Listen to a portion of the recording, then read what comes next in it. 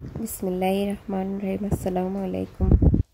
আমার রেসিপি শুরু করার প্রথমে ফুলকপির পানি দিয়ে সামান্য লবণ দিয়ে রাখছিলাম, তো ফুলকপি আসলে বাড়াই যায়। তারপরে পানি জড়াইয়া ফুলকপি পাকুড়া বানানোর লাগে রেডি করাম। হলুদ দিলাম, মরিচ দিলাম, পরিমাণ মতন লবণ দিলাম, ময়দা দিলাম,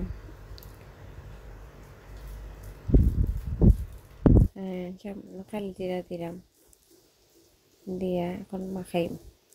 খালি জিরা দিলে কি ফ্লেভারটা ভালো হয় আর গ্যাসেরও সমস্যা হয় না। এখন ফ্রাই প্যানও তেল দিলাম, দিয়ে একটু সময় অপেক্ষা করুন তেল গরম হওয়ার লাগে। তেল গরম হওয়ার পরে এক এক করিয়া আমার ফুলকপি দিলাম।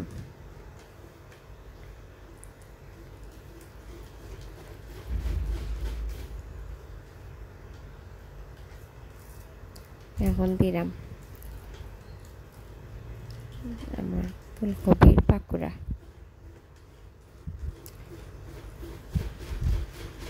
এখন একবারে মিডিয়াম আঁচে রাখবো আর কি, বেশিও দেওয়া যেত না, একবারে কমও দেওয়া যেত না। বেশি দিলে পুড়ে যাইব, একবারে কম দিলে সেদ্ধ হইতো না, মিডিয়াম রাখতে হইত।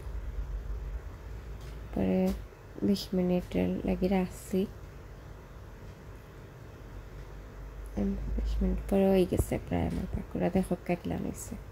ভালো থাকুক, সুস্থ থাকুক, আমার চ্যানেল সাবস্ক্রাইব করেন যেন। আসসালামু আলাইকুম।